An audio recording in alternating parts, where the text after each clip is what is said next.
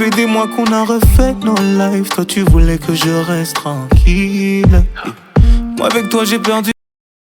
Une fois votre macro enregistré, vous avez donc la possibilité de l'utiliser pour modifier les données donc de votre tableur. Donc pour lancer l'exécution d'une macro sous Excel 2010, différents choix vous sont proposés. Vous avez par exemple la possibilité de vous rendre donc en haut dans le ruban Office sur l'onglet Affichage. Vous cliquez donc dessus pour l'ouvrir. Comme vous pouvez le voir, tout à droite de cet onglet se trouve ici donc une partie macro. Donc pour afficher les différentes macros que vous avez déjà enregistrées dans ce document, vous allez cliquer sur ce bouton-là. Donc vous voyez, je clique dessus et une nouvelle fenêtre s'ouvre. Une fenêtre qui va me permettre d'afficher donc les différentes macros se trouvant donc dans ce classeur ou autre. Donc en effet, il est possible d'afficher vraiment toutes les macros. Donc par exemple, si vous avez plusieurs classeurs d'ouvrières, par défaut, donc toutes les macros de ces classeurs s'afficheront dans cette même fenêtre. Si vous ne souhaitez qu'afficher que les macros du classeur où vous vous trouvez actuellement, vous allez cliquer ici sur cette flèche-ci et vous allez sélectionner donc ici par exemple ici ce classeur. Vous pouvez voir ici que je n'ai qu'un seul classeur d'ouvert, il n'y a donc aucune différence dans cette liste-ci.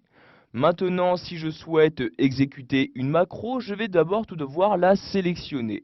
Donc ici, vous voyez, je possède deux macros, italique et nouvel utilisateur. Je vais par exemple ici utiliser la macro italique. Je la sélectionne donc en cliquant dessus. Vous verrez apparaître en bas, donc si vous avez ajouté une description lors de l'enregistrement de cette macro, ici sa description. Donc par exemple, vous voyez, cette macro va me permettre de mettre en italique mon tableau. Donc pour exécuter celle-ci, il ne me reste plus qu'à cliquer, sur le bouton exécuter comme ceci. Et comme vous pouvez le voir, donc la macro a fonctionné sans aucun problème. En effet, toutes les données de mon tableau sont maintenant en italique. Nous allons maintenant voir qu'il est possible de faire apparaître un nouvel onglet dans le ruban Office 2010. Donc il s'agit de l'onglet développeur qui va vous permettre d'afficher tous les outils qui vous seront utiles lors de la création et l'utilisation d'une macro. Donc pour afficher ce nouvel onglet, vous vous rendez en haut à gauche sur Fichier, vous cliquez donc dessus pour l'ouvrir.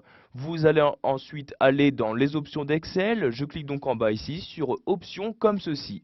Une fois dans les options, nous allons aller à gauche dans la catégorie Personnaliser le ruban. Et vous avez donc ici à droite les différents onglets proposés par défaut dans Excel 2010. Et comme vous pouvez le voir, il y a ici l'onglet Développeur qui n'est pas affiché par défaut. Donc pour l'afficher, il vous suffit juste de cocher la case correspondante et de cliquer ensuite en bas sur OK pour valider vos changements. Donc une fois cette modification faite, vous allez voir apparaître maintenant dans le ruban Office le nouvel onglet Développeur. Donc je clique dessus pour y accéder et vous avez ici donc tous les éléments qui vous seront utiles pour la gestion de vos macros. Donc maintenant, si je souhaite à partir de cet onglet exécuter une nouvelle macro, je vais me rendre à gauche et cliquer ici de nouveau sur macro. Et encore une fois, cette même fenêtre s'ouvre. Dans cette fenêtre, vous avez également la possibilité d'afficher les options d'une macro. Par exemple, celle de nouvel utilisateur. Donc je clique tout d'abord dessus pour la sélectionner et je vais cliquer ensuite sur options comme ceci. Donc dans cette nouvelle fenêtre, je vais avoir la possibilité de changer les options de cette macro, comme par exemple sa touche de raccourci. Donc si je souhaite y attribuer une touche de raccourci, je vais ici la choisir dans ce champ-là. Cette fenêtre me donne également la possibilité d'éditer la description donc, que j'ai choisi de donner à cette macro. Donc ici la description, ajoute une personne au tableau, je peux la modifier si je le souhaite. Donc ici, après avoir modifié donc ce que vous souhaitez, vous cliquez donc sur OK pour valider vos changements. Je vais maintenant exécuter cette seconde macro, donc je clique bien dessus et je clique ensuite sur exécuter. Et comme vous pouvez le voir, cette macro m'a ici rajouté un nouvel utilisateur. Donc vous voyez, j'ai bien une nouvelle ligne dans mon tableau qui est apparue. Voilà, vous avez maintenant la possibilité d'exécuter vos macros enregistrés dans Excel Wikileaks.